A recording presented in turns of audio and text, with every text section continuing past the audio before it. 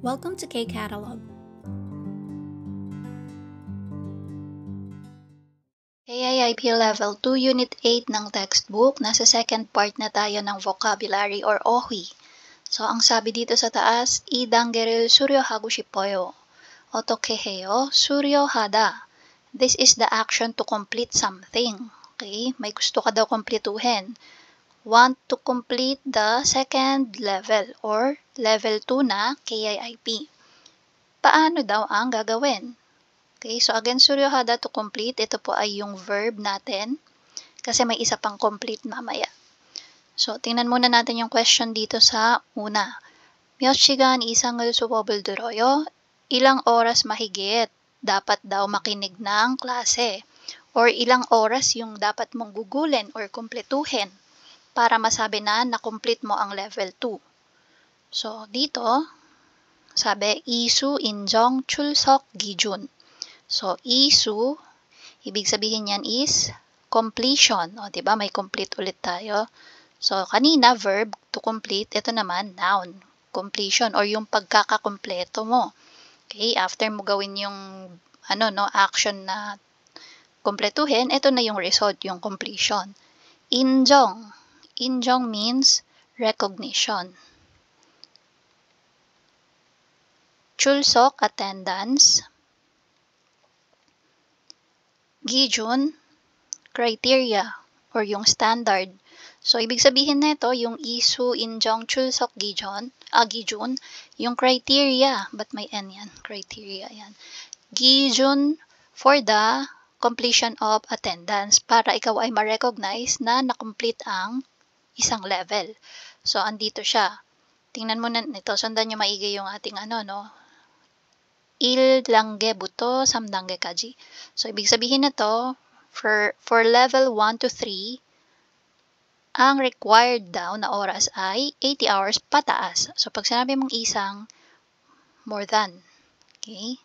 So, kailangan naka 80 pataas ka na pasok sa klase. Okay? Tapos, for level 4 naman, sa dangge, same lang, 80 hours pataas. Yan. So, next question. Ito na tayo. 무슨 시험을 봐요? Anong exam daw ang dapat i-take? Okay, so 평가, nakaturo siya sa 평가.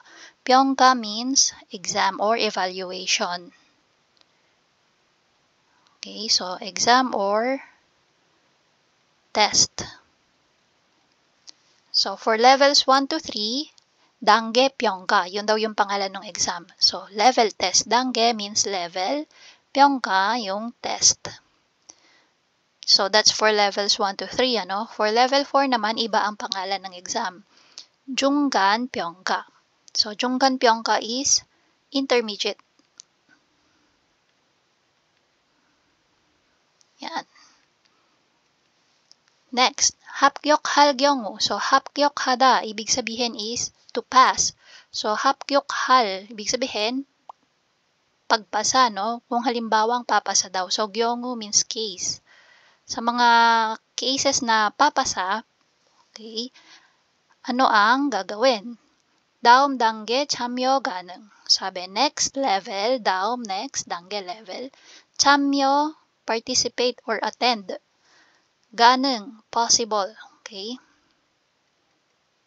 So, 참여 is to participate or attend. Possible na maka-attend ka, for the next level. Tapos, for level 4 naman, same lang. Ganun din.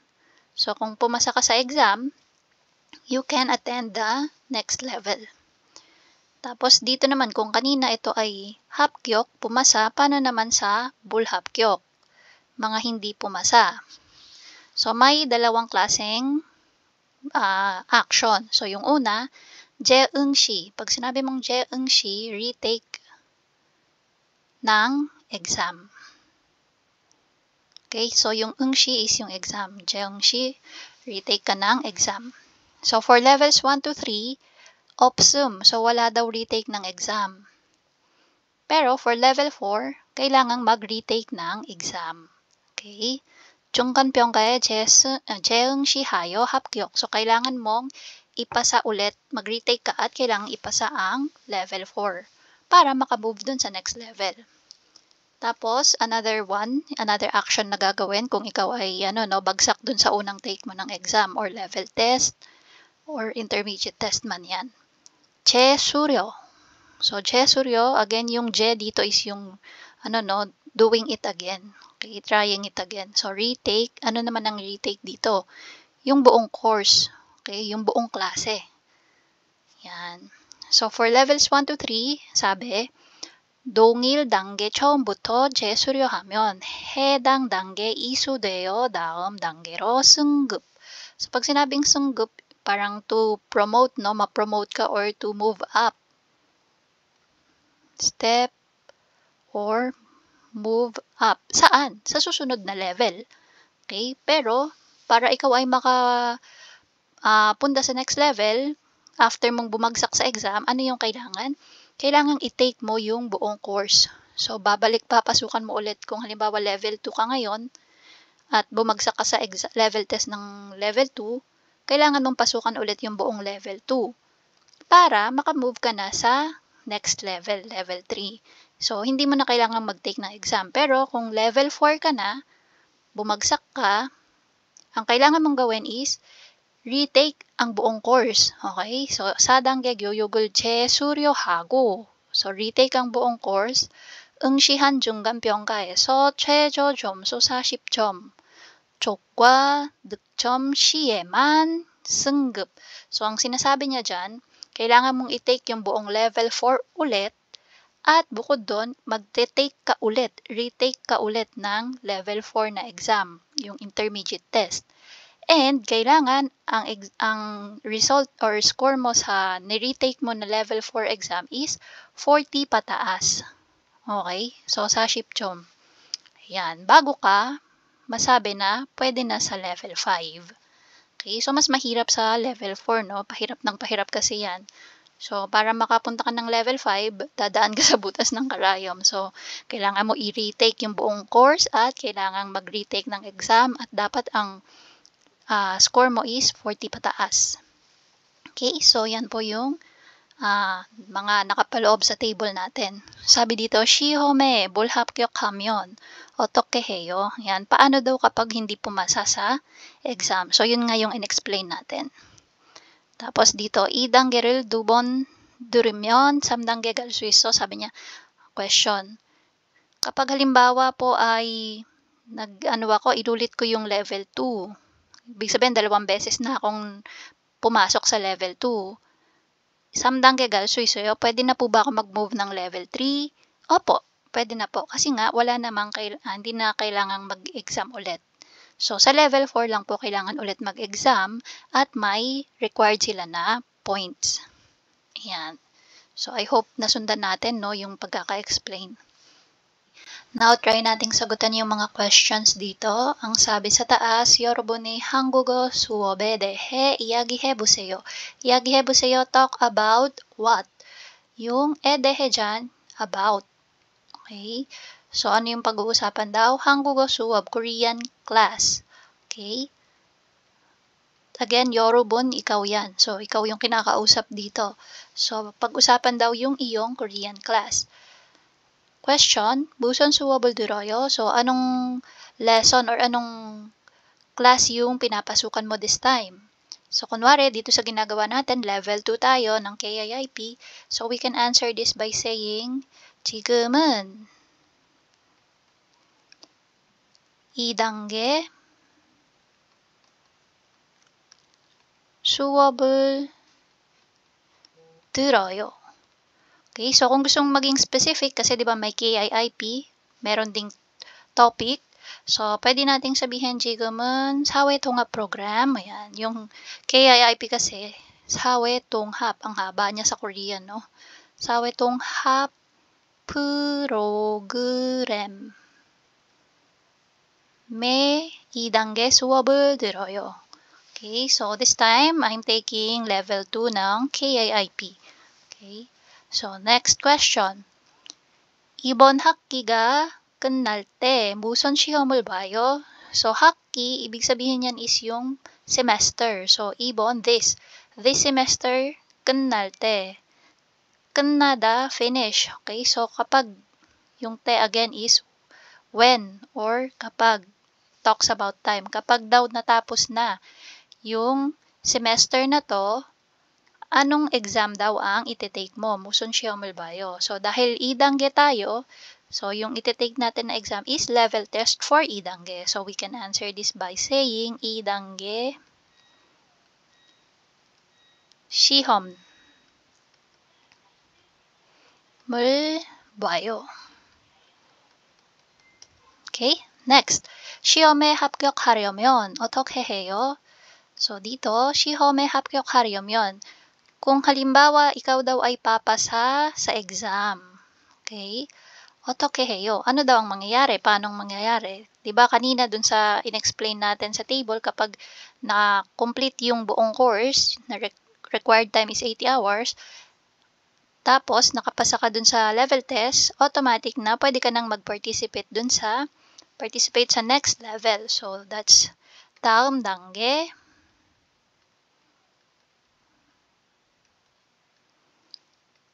참여. Again, 참여 is to participate or to attend, no? 하는 게 가능해요. Yan. So, possible na mag-move or not mag-move, mag-attend sa next level. Okay? Or, pwede yung isang sagot na yan.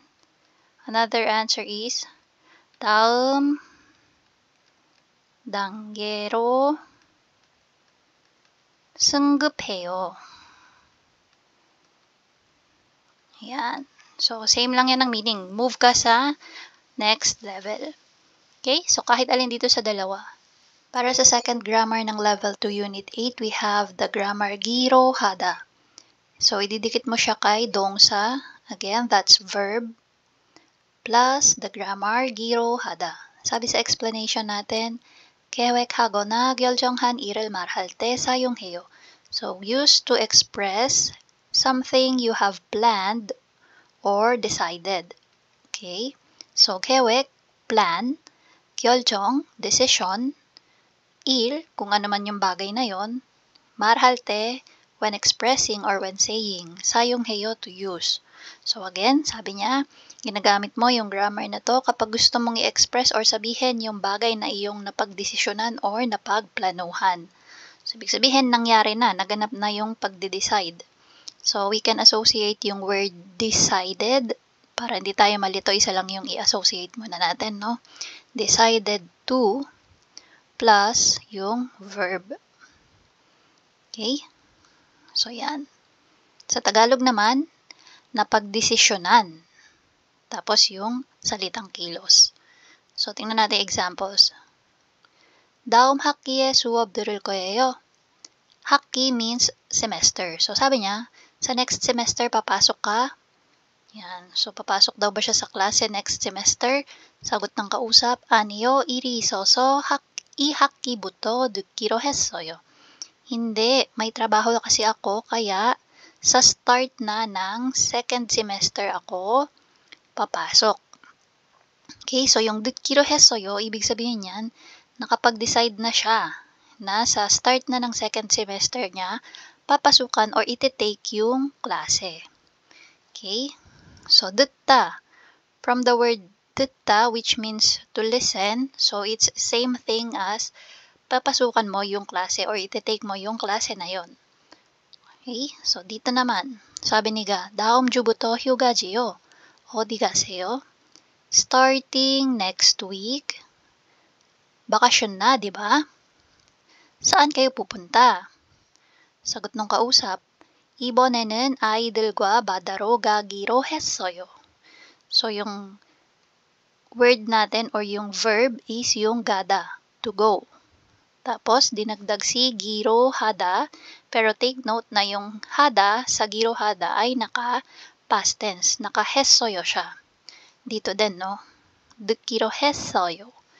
So, ibig sabihin nung sagot nina, this time, kasama ng mga bata, nakapagdesisyon kami na pumunta sa bada or sa dagat. Okay, so naplano na or napagdesisyonan na nila. Next.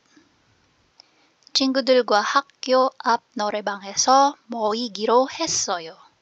Again, nakapagdesisyon sila na moida to gather, magkita-kita or magtipon-tipon.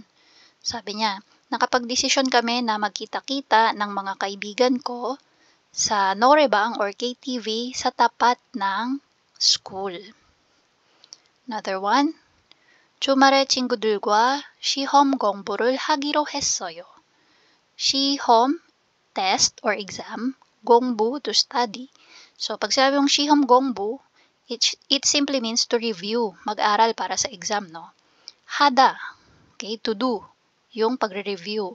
So, nakapag-decide sila na mag-review or mag-aral para sa exam.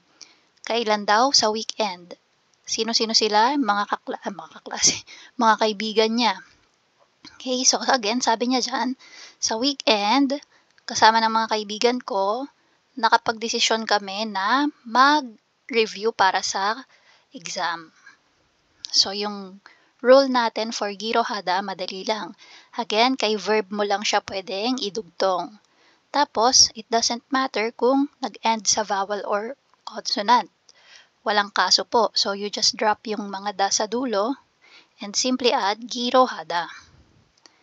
Tapos, si girohada most of the time ay naka-girohessoyo. Yan, naka-past tense. Kasi nga yun yung pinakagamit niya, no? Binibigyang diin dyan is yung na pagdesisyonan mo na. Natapos na yung pagde-decide mo. Okay? So, halimbawa may nagtanong, paano po kung sinabi, hagiroheyo? Mali po ba yon? Tama naman po, depende sa sitwasyon. Kung halimbawa ang sinasabi mong action ay at the moment mo na pagdesisyonan. So halimbawa ngayon, nanonood ka ng lesson natin online. Tapos biglang naisip mo, ay magbabasa wala ka ng libro. Nag-decide ka na at the moment na magbabasa ka na ng libro. Hindi ka na manonood. Okay? So sabihin mo, 지금 책 읽기로 해요. Okay? So at the moment, nag-decide ka na magbasa na ng libro. Okay, so hindi naman po siya mali. Depende po sa situation kung heyo or hesoyo. But, again, most of the time, makikita nyo na naka-past tense na yung hada. Kasi nga, usually ginagamit siya to express yung bagay na napagdesisyonan or naplano na. I'll try nating i-apply si 동사 plus girohada. Sabi sa instruction natin, 일정표를 보고 계획을 이야기해보세요. 일정표, ibig sabihin, scheduled. Okay, so yung schedule or to-do list niya, no? Tingnan daw yan at i-discuss kung ano yung mga nakaplano. So, tingnan natin. 목요일에 시간 있어요? Yun yung question. Okay? Sa Thursday ba ay may time ka? Tapos, chinek natin yung schedule ng Thursday. Ano yung meron? 회사 사람들과 영화. So, 영화, movie. So, ano ba yung usually associated na verb sa movie? 보다, to watch, diba? To watch the movie. So, 회사 사람들과 영화, ang sagot niya, 목요일에는 회사 사람들과 영화 보기로 했어요. Okay? So, si 영화, dinagdagan niya ng verb na 보다 and in-apply si girohada na grammar. Again, si hada naka-hesoyo na siya. So, try natin. Pagdating sa question, pwede tayong maging creative. Kung may naisip tayong ibang form ng question, pwede din yon. So, for example, Friday naman. 금요일에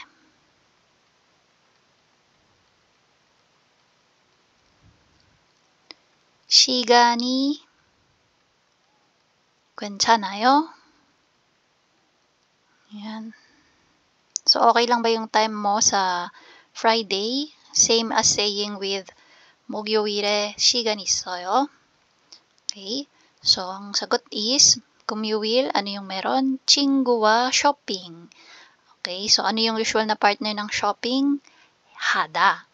So, magiging, sagot natin dyan, 금요일에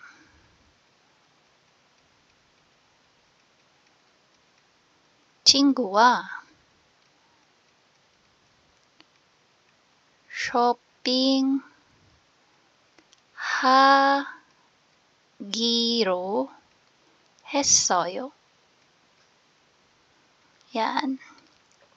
Okay, number 2 naman. So, iba ulit yung question. Isip ulit tayo ng other form ng question. So, sabihin natin, schedule 뭐예요? Ayan. Anong schedule mo sa Sabado? So, pwede nating sabihin, 토요일에 schedule 뭐예요?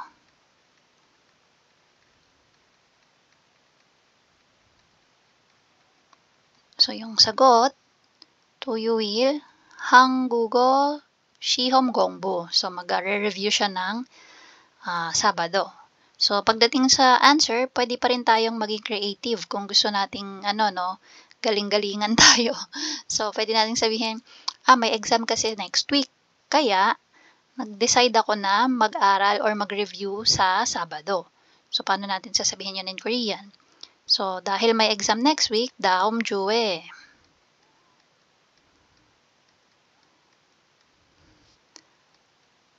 시험이 있어서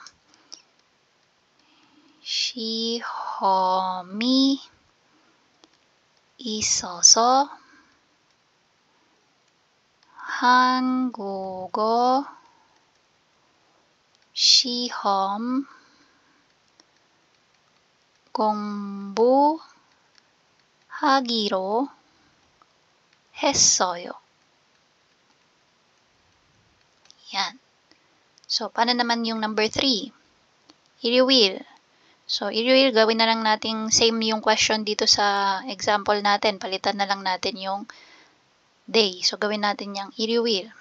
So, 일요일에 시간이 있어요? Yun din yung question natin. So, yung sagot natin for 일요일, roommate와 청소. Okay, so roommate와 청소, gagawin natin. Dagdag pala natin yung 일요일. 일요일에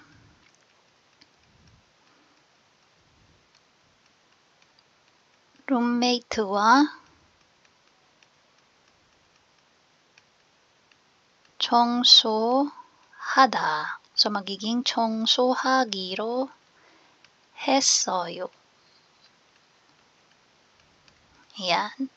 Okay, so, yan po yung ating pwedeng possible question and answer. tapos, number 2, 여러분은 어떤 특별한 계획이 있어요? 이야기해보세요. So, ikaw naman daw, meron ka bang something special na nakaplano? So, discuss daw. So, ito yung mga example na topic. Sa Jumal, weekend, may plano ka ba sa weekend? Sa Banghak, sa bakasyon. Yeonju, holiday. Okay, so example, Jumal. Kunyari, nakapag-decide kayo ng mga kaibigan mo na mag-hiking. So, pwede mo sabihin, 친구들과 kasama ng mga kaibigan ko, nag-decide kami na mag-hiking. Ano yung hiking? 등산하다. 등산하기로 했어요. Yan. So, para naman sa Banghak. So, kunyari sa bakasyon, plano mo, di pala plano, nakapagplano ka na or nakapag-decide ka na. Kabili ka na ng ticket. So, decided ka nang umuwi ng Pilipinas. Okay? So, sabihin mo, 방학에